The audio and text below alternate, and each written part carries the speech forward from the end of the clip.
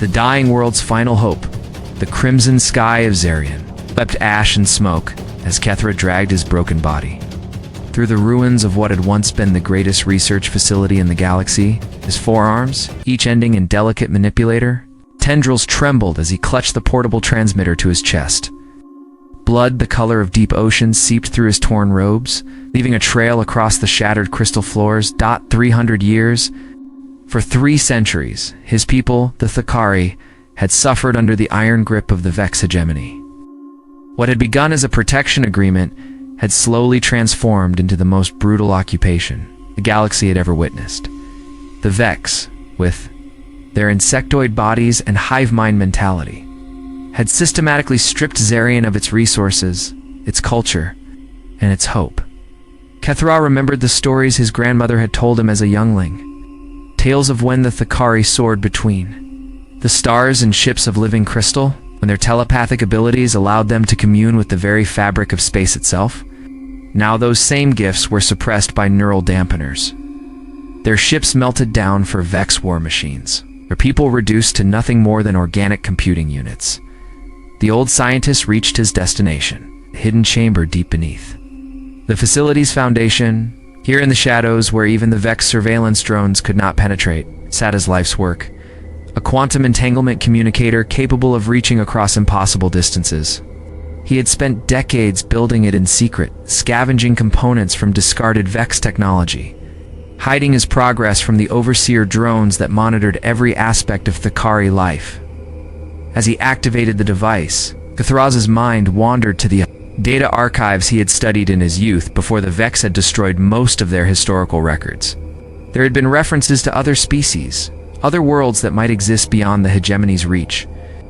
Most had been conquered or eliminated long ago, but there was one set of coordinates that had always intrigued him: small blue world orbiting a yellow star, inhabited by a species that called themselves humans. The coordinates had been discovered by a Thakari exploration vessel nearly 400 years ago, but first contact had never been established.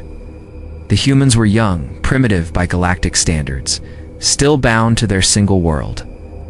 The Thakari Council had decided to observe rather than interfere, waiting for the humans to develop space travel on their own. That decision had seemed wise at the time, but now, as Kethra felt his life ebbing away from wounds inflicted by Vex energy weapons, it represented perhaps the last hope for justice in a galaxy gone dark. His trembling tendrils worked across the transmitter's control surface, inputting the ancient coordinates. The machine hummed to life, its crystalline core pulsing with ethereal blue light. Kethra knew he had only minutes before the Vex security forces breached his hiding place. Already he could hear their skittering footsteps in the corridors above, their harsh, chittering voices as they searched for him. "Please," he whispered into the communicator, his voice barely audible, even to himself.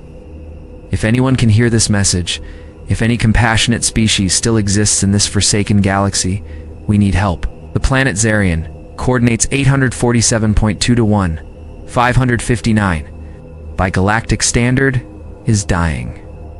The Vex hegemony has enslaved us, murdered our children, stolen our future. We're the Thakari, and we are the last free-thinking beings in Vex space." He paused, coughing up more of the blue blood that sustained his failing body. Above, the sounds of approaching Vex soldiers grew closer. Kethra's natural telepathic abilities, even suppressed as they were, could sense their excitement. Had found his trail. "I send this message not just as a cry for help, but as a warning. The Vex will discover these coordinates in our databases. They will come for you as they have come for countless others. They will strip your world bare and turn your people into slaves. If you have any hope of survival, you must prepare. Must fight. You must not let the galaxy fall completely into darkness." The transmitter's energy core flared brighter, and Kethra felt the quantum entanglement field expanding outward, carrying his words across the vast emptiness of space at speeds that defied conventional physics. It would take time for the message to reach its destination, time he no longer had. The chamber door exploded inward, and 3 Vex warriors scuttled through the opening, their carapaces gleaming like black oil in the transmitter's light. Each stood nearly 3 meters tall, their bodies a disturbing fusion of insect and machine, with plasma rifles grafted directly into their arm joints. Behind them came an overseer, its bulbous head crowned with sensory apparatus that glowed. An ominous red, Stoni Tichit Kethra, the overseer's voice emerged as a synthetic buzz from its vocal synthesizer. "You have violated hegemony protocol," said an alpha. "Unauthorized communication with external entities is punishable by immediate termination." Kethra struggled to his feet, using the transmitter for support. "I've given you 3 centuries of my life, monster. I owe you nothing more." Correction. The overseer's sensors focused on the still active communicator. "You have given us valuable intelligence. Its coordinates will lead us to fresh resources, new slave populations. The hegemony extends its gratitude." Horror flooded through Kethra's mind as he realized what he had done. In trying to save his people, he had potentially doomed an entire species that had never even known of the Vex existence. "No," he gasped. Reaching for the transmitter's shutdown controls, the nearest Vex warrior's plasma rifle discharged, and searing energy tore through Kethra's torso. He collapsed, his vision darkening, but with his last breath, he managed to whisper one final message into the communicator. "Humans of Earth, forgive me. I have brought death to your door. If any of my people survive this, if anyone receives this transmission, know that an old fool tried to save the galaxy and may have destroyed it instead." The transmitter went silent as Kethra's life force faded.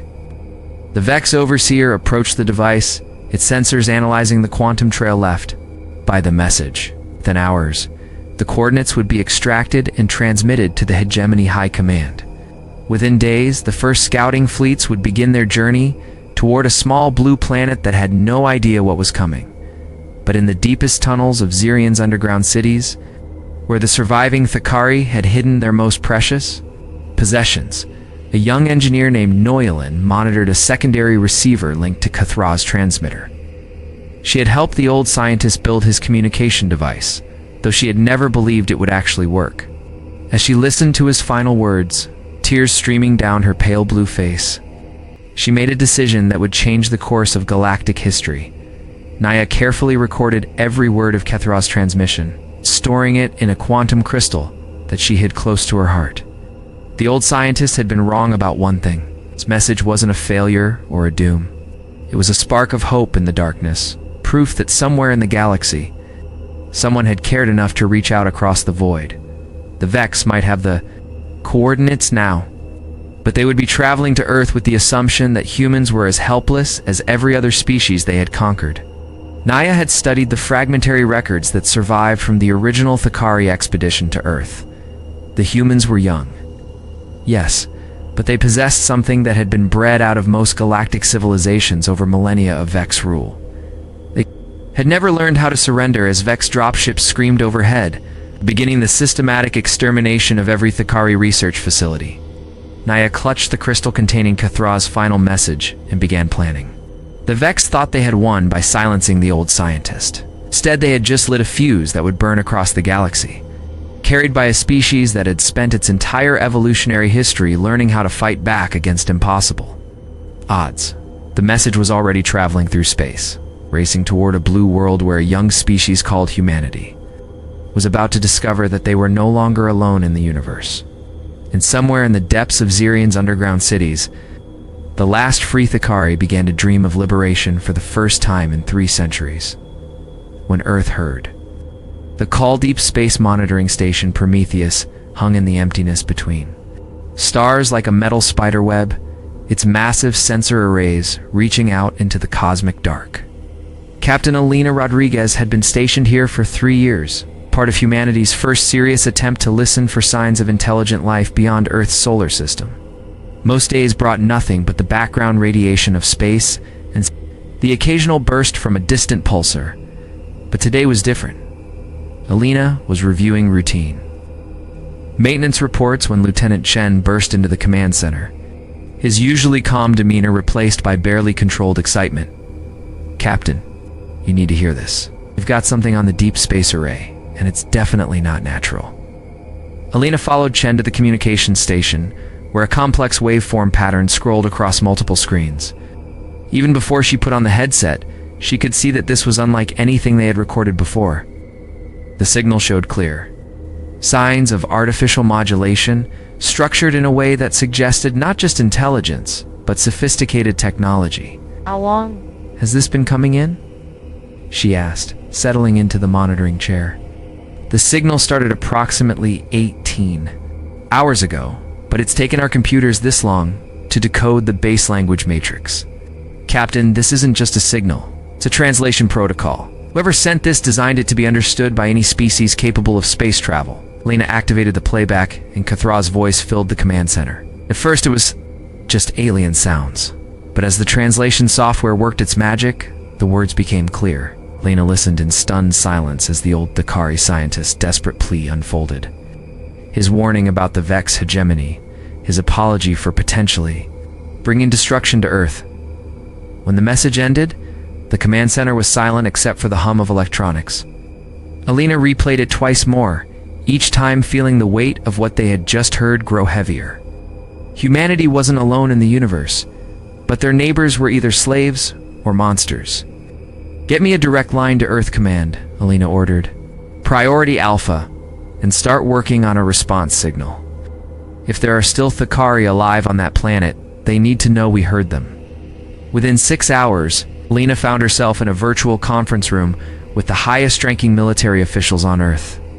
Admiral Harrison, a grizzled veteran of the Mars colonial wars, leaned forward in his chair as the alien message played for the 20th time that day. "So let me get this straight," Harrison said when the playback ended.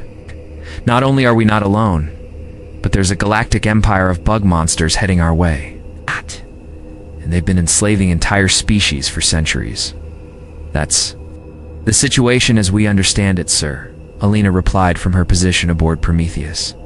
"Our xenobiology teams have analyzed the vocal patterns in the transmission. The being who sent this was dying when he recorded it. This was literally his final act." Dr. Sarah Kim, Earth's leading expert in theoretical alien contact scenarios, activated her screen. "I've been analyzing the technical specifications embedded in the signal. The quantum entanglement technology used to send this message is centuries ahead of our current capabilities. If this Vex hegemony can travel between stars routinely, they possess technology that makes our best ships look like paper airplanes." Room fell silent as the implications sank in. Humanity had barely managed to establish colonies on Mars and the moons of Jupiter. Their fastest ships would take decades to reach even the nearest star. Against an enemy that could cross galactic distances, Earth seemed hopelessly outmatched. But Admiral Harrison surprised everyone by smiling. "You know what I'm hearing in all this doom and gloom? I'm hearing that somewhere out there, an old alien. Scientists thought we were worth saving. He believed humanity might be the key to stopping these Vex bastards." He stood up, his weathered face hard with determination. "I say we don't let him down." The next few weeks passed in a blur of activity, unlike anything in human history. Every spaceship manufacturer on Earth and Mars received unlimited funding to accelerate production.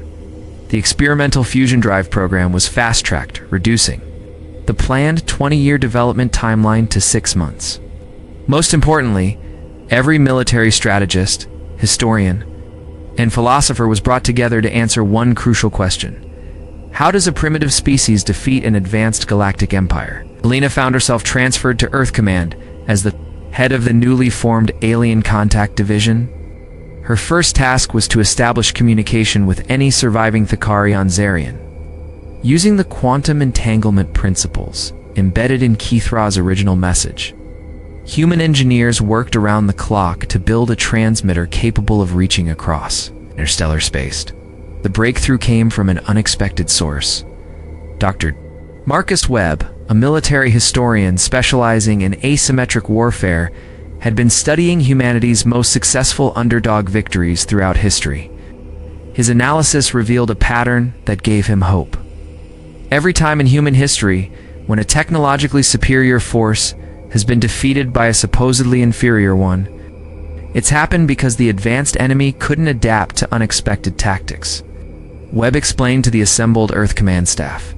The Spanish conquistadors lost to Mayan guerrillas who refused to fight by European rules. The British Empire was defeated by colonial militias who wouldn't line up in neat rows to be shot. The Vex have been winning for centuries because every species they've encountered has tried to fight them using conventional military doctrine. "So what are you suggesting?" Admiral Harrison asked. Webb's eyes gleamed with the fire of inspiration. "We don't try to match their technology. We make them play by our rules. Humanity has spent its entire existence learning how to fight dirty. How to improvise. How to win when winning should be impossible. The Vex have conquered civilizations, but they've never faced anything like us." Lena's team finally established contact with Zairian 3 months after receiving Kethra's message. The voice that answered their hail was young, female, and filled with wonder that bordered on disbelief. "This is Nylin, of the Thakari Resistance." The translated voice crackled through the quantum communicator. "Are you truly the humans that Kethra tried to warn? Are you really coming to help us?" Lena gripped the microphone, feeling the weight of her species' response. "We're coming, Naya. Hold on just a little longer." But even as Alena spoke those words, long-range sensors detected the first Vex scout ships entering Earth's solar system. The enemy had arrived ahead of schedule. Humanity's hastily assembled fleet was still months away from being ready for interstellar travel.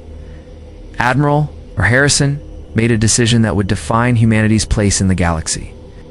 Instead of waiting for the Vex to attack Earth, he ordered the fleet to launch immediately, using untested technology and undertrained crews.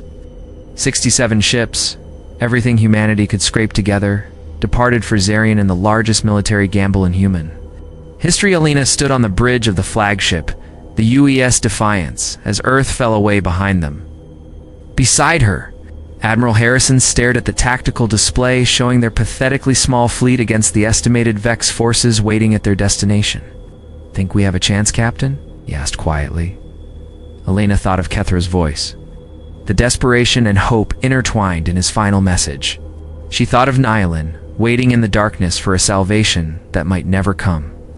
Most of all, she thought of what made humanity unique in a galaxy that had forgotten how to fight back. "Yes, sir," she said firmly. "We're going to show them. What happens when you threaten Earth?" The fleet jumped to faster-than-light travel, carrying with them not just weapons and soldiers, but something the galaxy hadn't seen in centuries, the unbreakable human spirit that had carried their species. From caves to the stars, behind them, automated defense platforms powered up around Earth, ready to make any Vex invasion as costly as possible.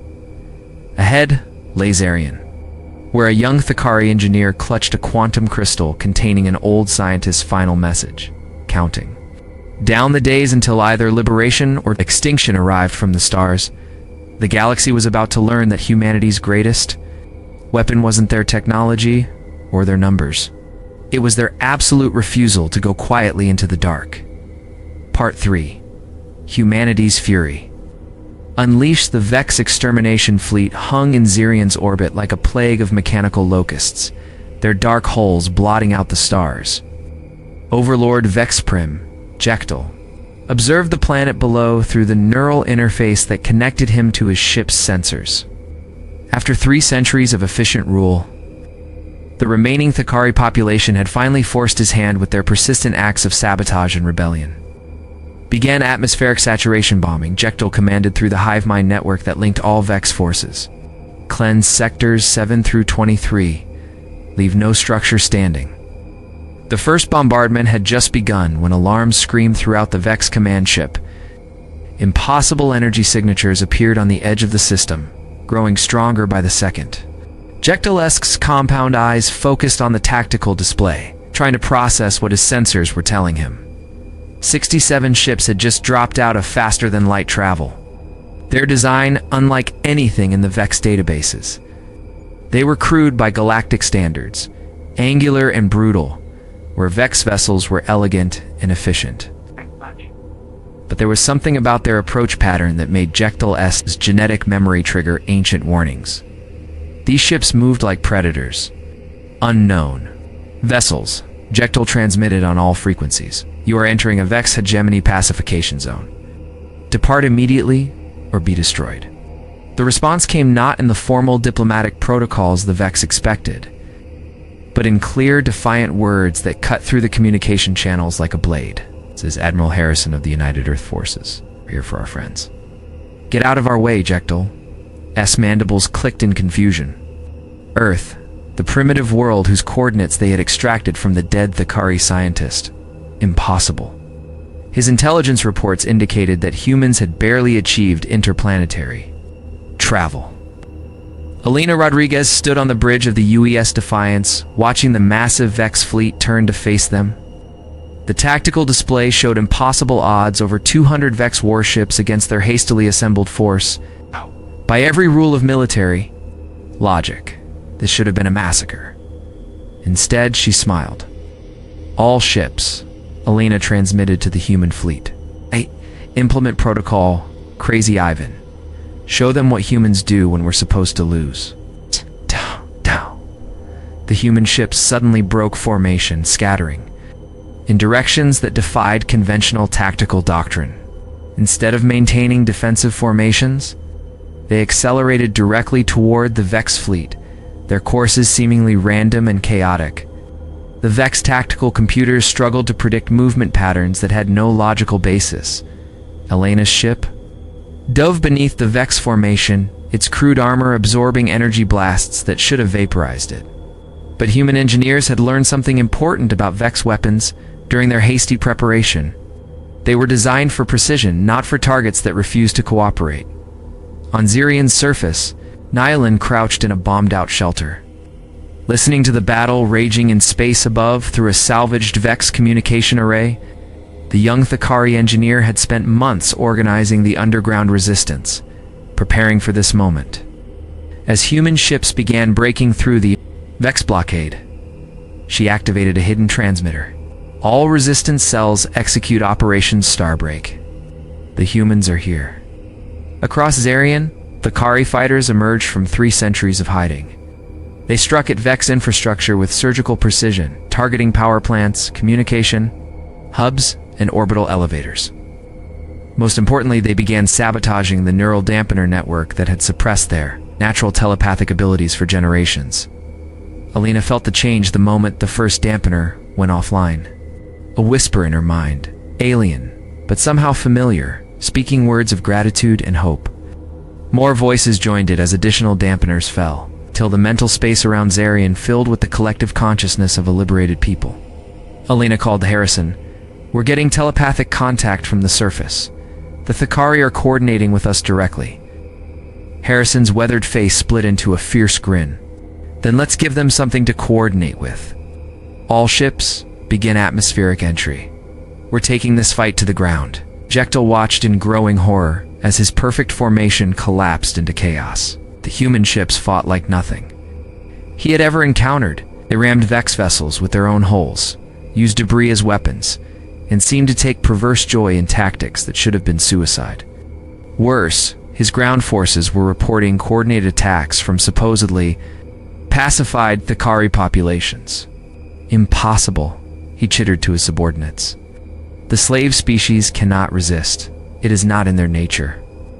But even as he spoke, more Vex installations went dark across Zairian's surface. The humans had somehow inspired the Thakari to remember what freedom looked like. Elena's ship punched through Zairian's atmosphere in a ball of fire, its heat shields glowing white-hot from the violent entry. Around her, other human vessels followed suit, their pilots whooping with joy as they dove toward the planet's surface. Behind them, Vex fighters pursued, but the human ships moved like living things, dancing between mountain peaks and diving through canyons in ways that made their pursuers crash into obstacles. The first human Thakari meeting took place in the ruins of what had once been Zairian's capital city. Alina stepped from her crashed ship, her combat armor scarred from the fighting, to find herself face to face with a slender, blue-skinned alien whose large eyes held depths of wisdom and pain that spoke of centuries of suffering. I am Nylon, the Thakari said in accented but clear English, her telepathic abilities allowing her to understand and speak any language.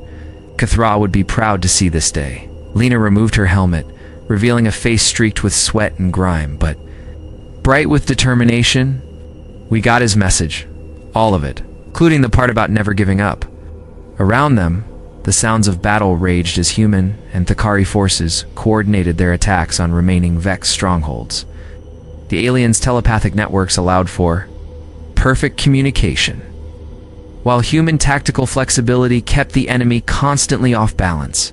Jektal made his final mistake when he attempted to negotiate. Following standard Vex protocol for dealing with primitive species, he sent an ultimatum to the human fleet: surrender immediately and accept vassal status, or watch Zairian burn. Admiral Harrison's response became legendary throughout the galaxy. Counteroffer: go to hell.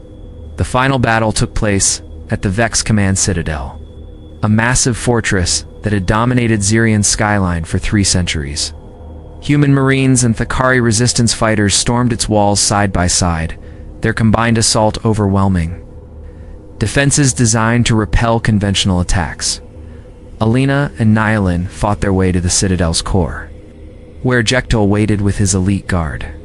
The Vex Overlord towered over them, his carapace gleaming with embedded weapons, his compound eyes reflecting the light of fires burning throughout his once invincible fortress. "You cannot comprehend what you have done," Jektal hissed through his vocal synthesizer. "The hegemony spans 1,000 worlds. We will return with fleets that will darken your skies." Alina stepped forward, her plasma rifle trained on the alien commander. "Let them come. We'll be waiting." But it was Nyalin who delivered the killing blow.